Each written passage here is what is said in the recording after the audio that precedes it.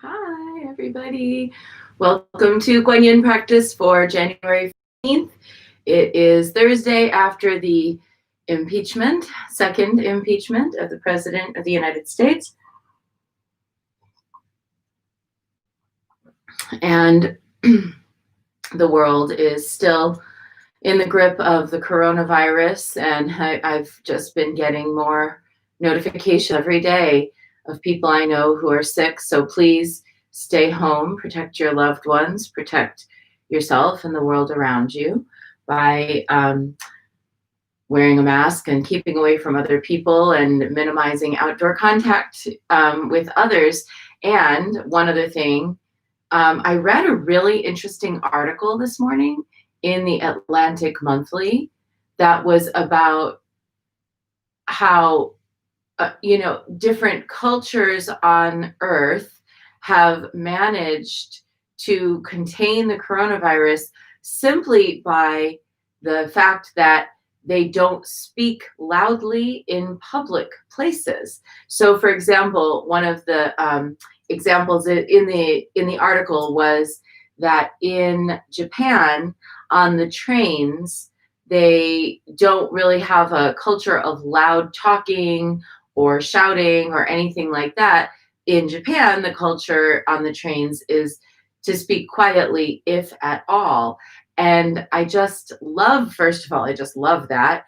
And then second of all, it said that even when they opened the trains, there was not a high incidence of transmission of the coronavirus because the train is quiet and people just aren't really talking very much. And so the droplets that contain the virus don't really go out into the train car as much. Talking is harder to control than breathing. Talking, it's harder to control the spread than just by breathing, especially if you're wearing a mask. So that's just a little interesting tidbit from this morning's reading that I thought, in the month of January, when we're working with Prajnaparamita in the temple, and I often start the members of Woman Shaman Priestess off with this assignment of being silent more often. For the whole month, we work on silence and on what it is to kind of just hold our thoughts and our feelings and our, various different inner world kind of within, not like holding it back and not sharing it, but holding it back because maybe it's too sacred to be shared, or maybe it's not important that it be shared. It's maybe more important that we work within on what's present rather than feeling like we need to rush to share it. So in our highly communicative world, it's unusual to have people just maintain quietude. And yet, in the Atlantic Monthly, it was saying that in cultures where quietude is the norm, they're having less risk of coronavirus. It's very interesting. So, certainly the heart's perfect wisdom is enough to make any of us fall silent in contemplation. And then beyond contemplation into just beingness. And this is the translation of the Heart Sutra by J.A.A. Narayan. The heart's perfect wisdom. Uttering the sound of the three states of existence, I enter mystic union of oneness with the entire cosmos. In the three worlds, in the three times, my breath binds the sound.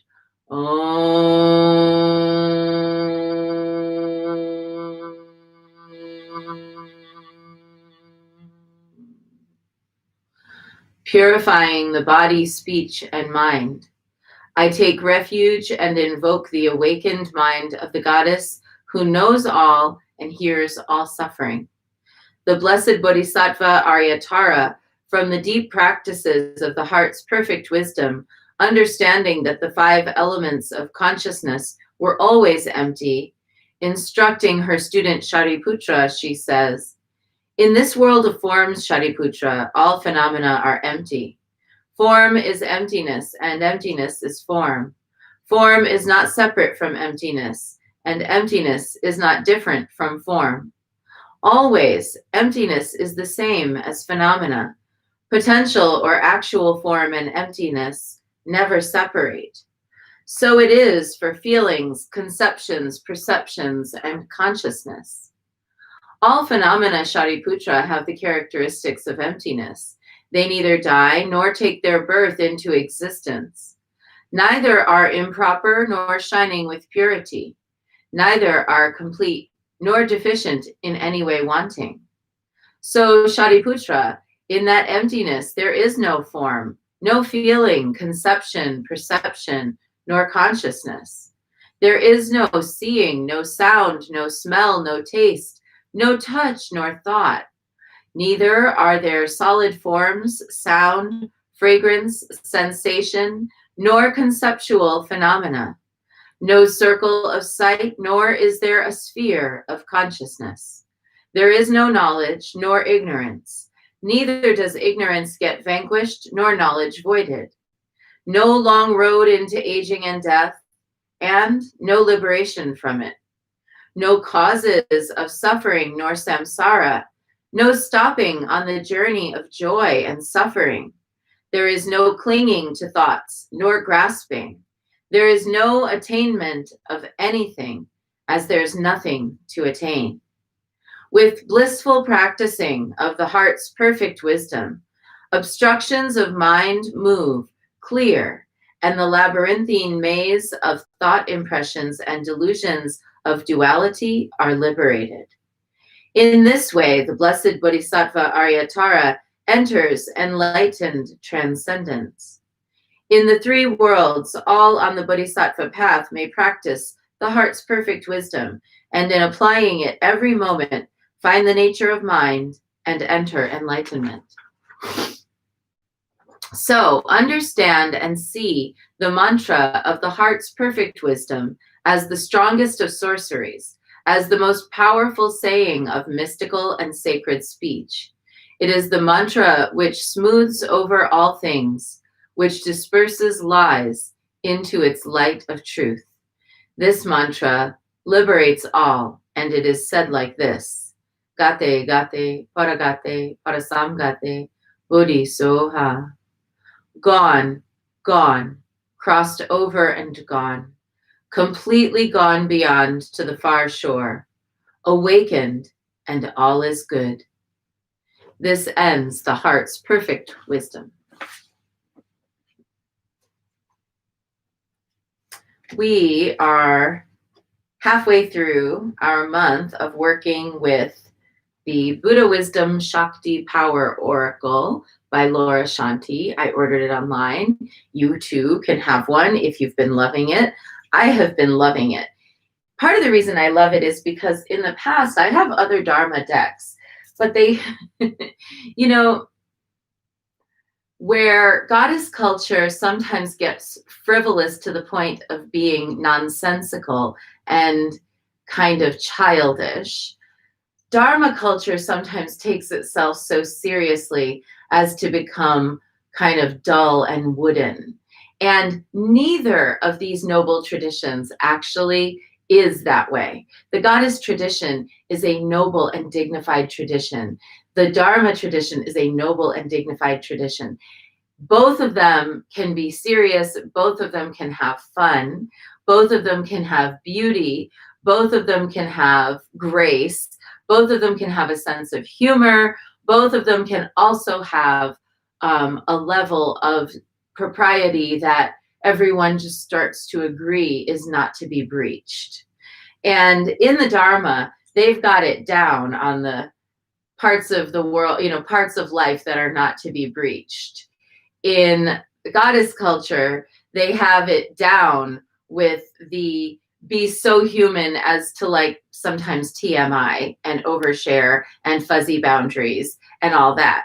So learning to kind of have the best of both worlds is what we're doing in the Mount Shasta Goddess Temple. It is the daily work of our temple, is to have joy and grace and delight and aesthetic and fun without it devolving into completely secular and kind of secular humanism, which there's nothing wrong with that, but it sort of eliminates all concept of the sacred.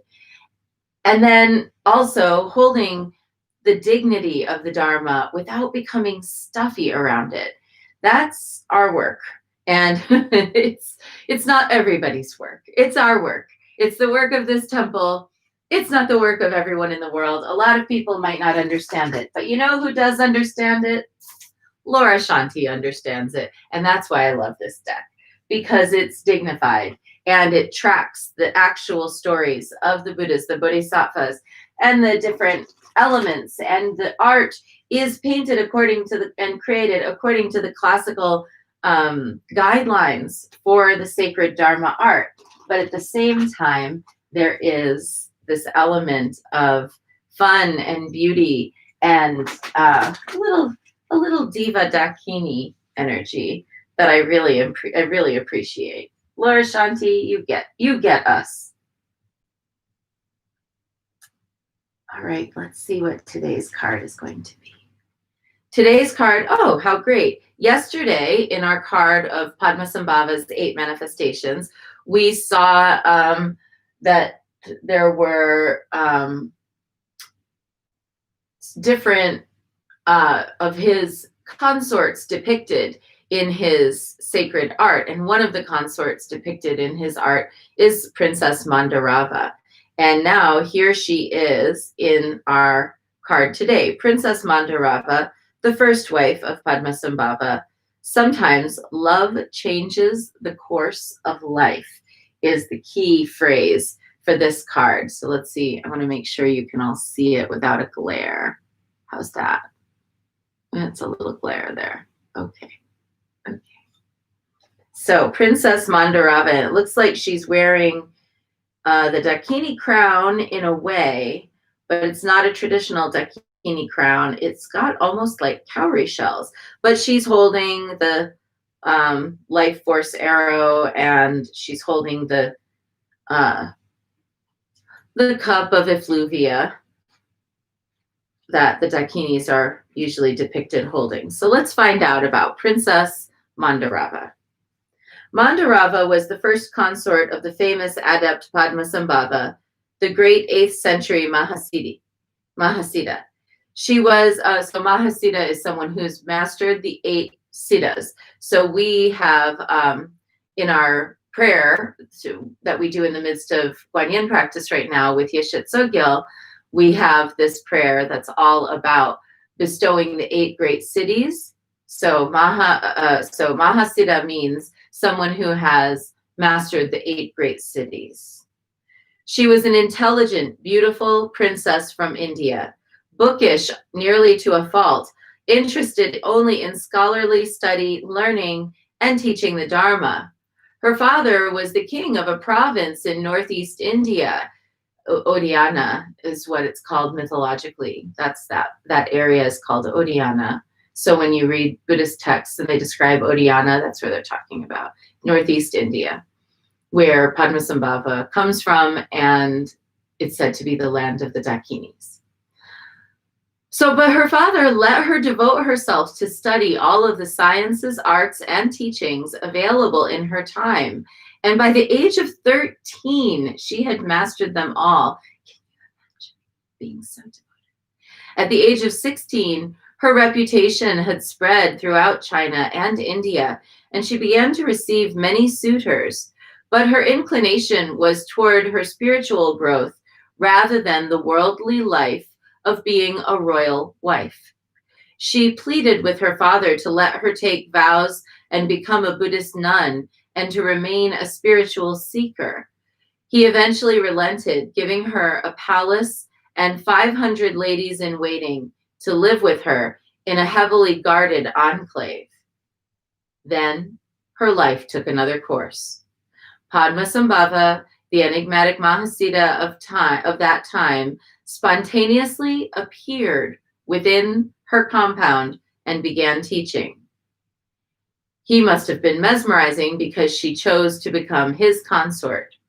A consort is a partner that a tantric practitioner takes on in their work. It's not just a love match. The couple actually uses their union to further refine and understand the energies of enlightenment.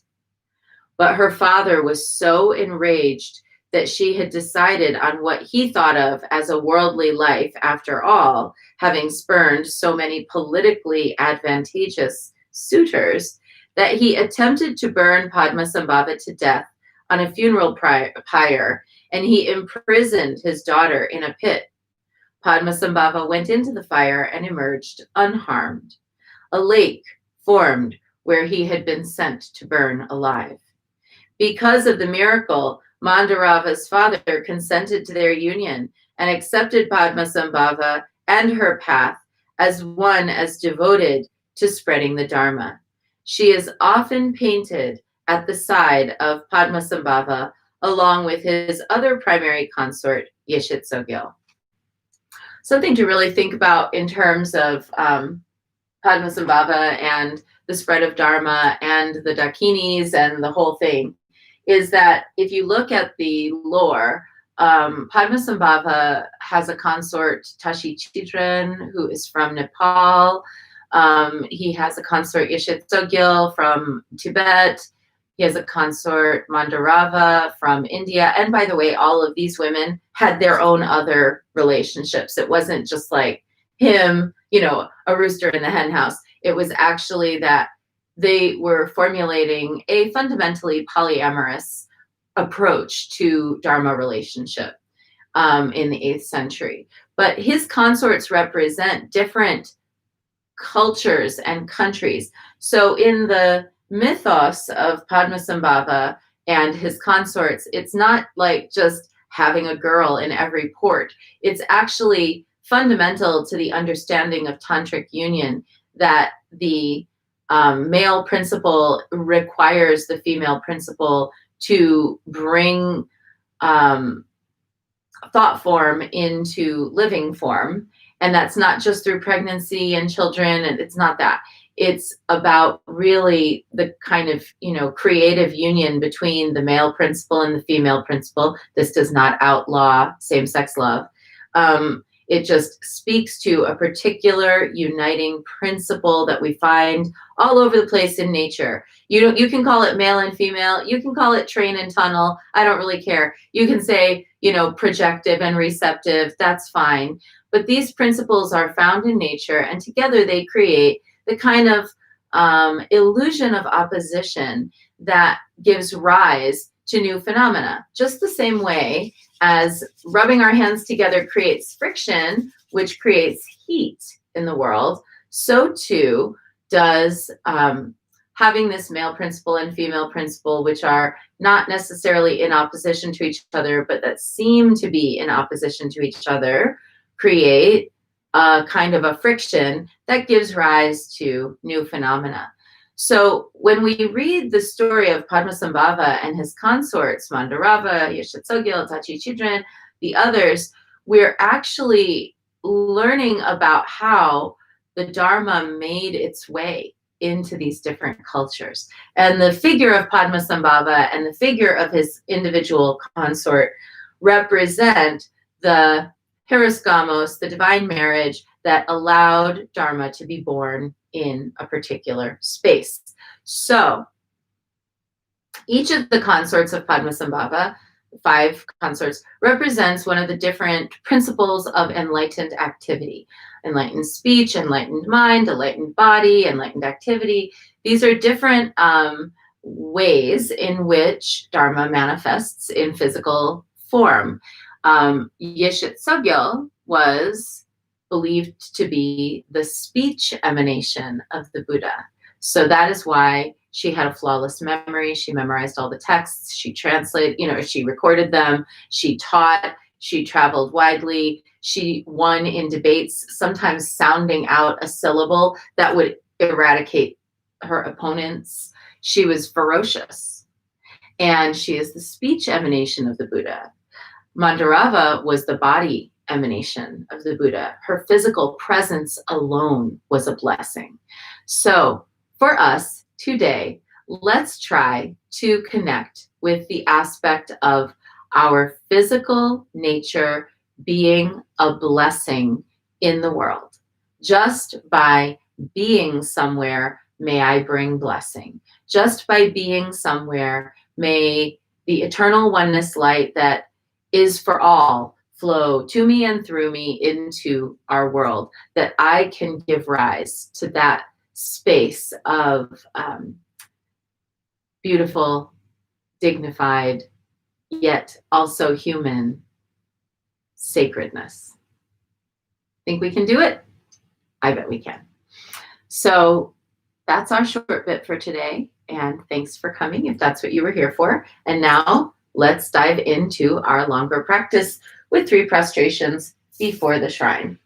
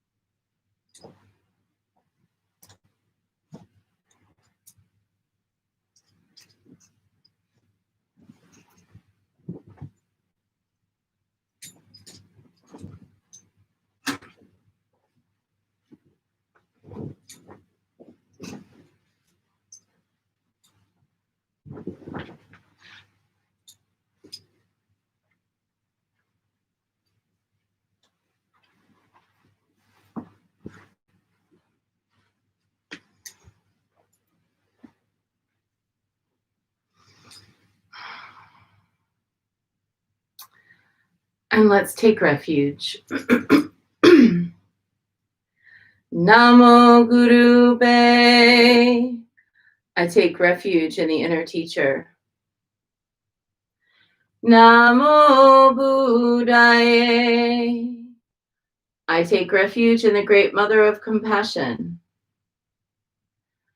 Namo Dharmaye.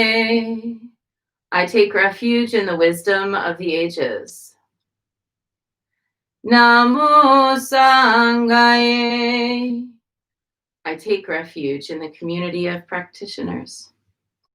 And let's set our intention, a person, place, situation, or circumstance that will benefit from today's practice. And today, I'd like us to hold my friend Jane in our hearts. Jane has been battling cancer, and there are now some decisions that need to be made. And these decisions are not easy considering everything that's happening with the coronavirus.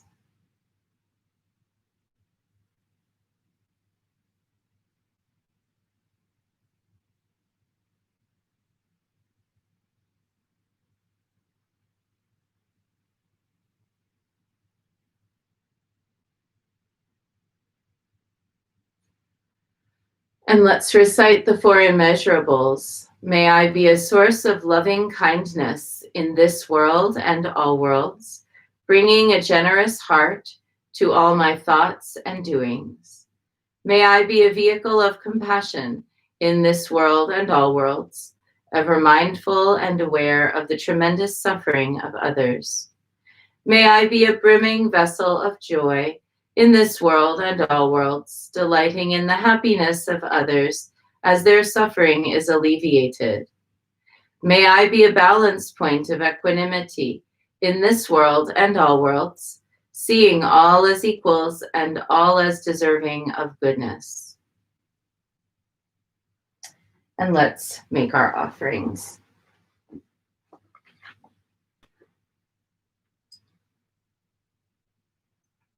I moved the devices because I thought maybe you can see a little better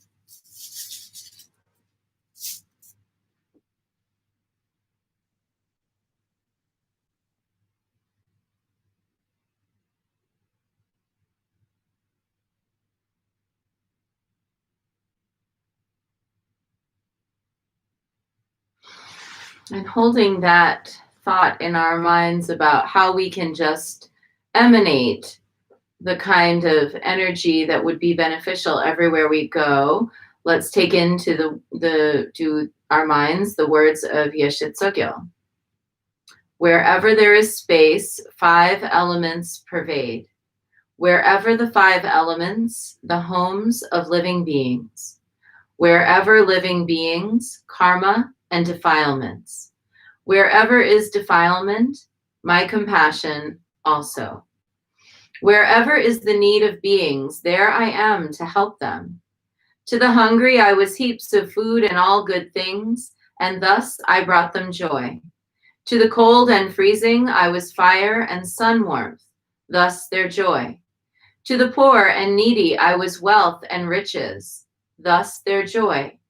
To the naked I was every kind of raiment, thus their joy. To the childless I was sons and daughters, thus their joy. To those who sought a lover I was a loving and attractive consort, and thus their joy. To those who wanted magic powers, I gave prowess in the 8 great cities, and thus I brought them joy.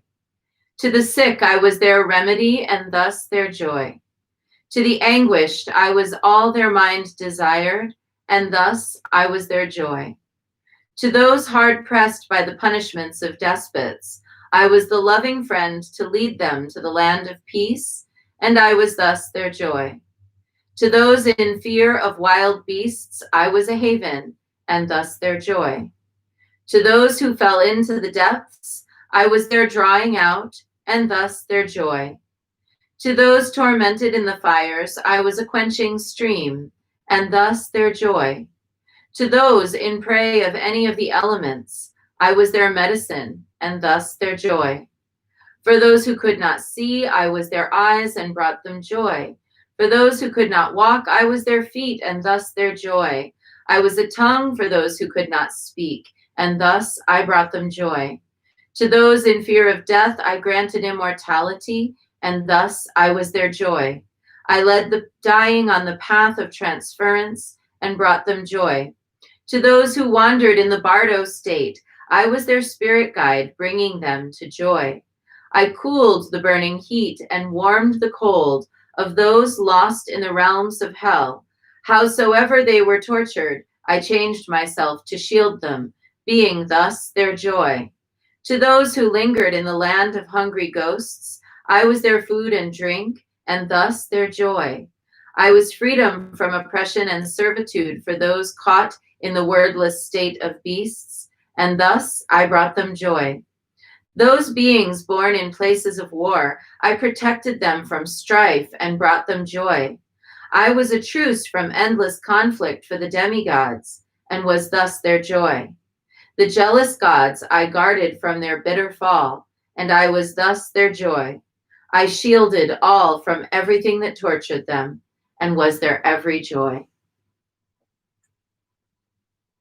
Sometimes when I tell my students or clients that they don't actually have to say or do anything in order to create a beneficial trajectory, that in fact, the creation of a beneficial trajectory of energy can just start with them being quietly present. And so all of the different themes that I've brought up in our practice seem to kind of come together here. 1, silence is golden. 2, we have in our bodies the essence of Buddha nature, born of the crucial friction between the active and receptive principles of the universe. That Buddha nature arises in those moments when we get out of the way and just allow that oneness light to pour through us into the world. And this does not mean we should stop doing the actually beneficial tasks like fundraising for causes, helping people in need, doing the best we can to change policies. You know, nobody's saying we shouldn't do those things, but bringing all of those things together inside of this knowing that we have this silent emanative capacity allows us to be effective even when there's nothing else we think we can do. And these times have many of us feeling like there's not much we can do. So let's do what we can and emanate and radiate our light into the world. 108 recitations now of Om Mani Padme Hum while we do that. Om Mani Padme Hum, Om Mani Padme Hum, Om Mani Padme Hum, Om Mani Padme Hum. Om Mani Padme Hum, Om Mani Padme Hum, Om Mani Padme Hum, Om Mani Padme Hum. Om Mani Padme Hum, Om Mani Padme Hum, Om Mani Padme Hum, Om Mani Padme Hum. Om Mani Padme Hum, Om Mani Padme Hum, Om Mani Padme Hum, Om Mani Padme Hum. Om Mani Padme Hum, Om Mani Padme Hum, Om Mani Padme Hum, Om Mani Padme Hum. Om Mani Padme Hum, Om Mani Padme Hum, Om Mani Padme Hum, Om Mani Padme Hum. Om Mani Padme Hum, Om Mani Padme Hum, Om Mani Padme Hum, Om Mani Padme Hum. Om Mani Padme Hum, Om Mani Padme Hum, Om Mani Padme Hum, Om Mani Padme Hum. Om Mani Padme Hum, Om Mani Padme Hum, Om Mani Padme Hum, Om Mani Padme Hum. Om Mani Padme Hum, Om Mani Padme Hum, Om Mani Padme Hum, Om Mani Padme Hum. Om Mani Padme Hum, Om Mani Padme Hum, Om Mani Padme Hum, Om Mani Padme Hum. Om Mani Padme Hum, Om Mani Padme Hum, Om Mani Padme Hum, Om Mani Padme Hum. Om Mani Padme Hum, Om Mani Padme Hum, Om Mani Padme Hum, Om Mani Padme Hum. Om Mani Padme Hum, Om Mani Padme Hum, Om Mani Padme Hum, Om Mani Padme Hum. Om Mani Padme Hum, Om Mani Padme Hum, Om Mani Padme Hum, Om Mani Padme Hum. Om Mani Padme Hum, Om Mani Padme Hum, Om Mani Padme Hum, Om Mani Padme Hum.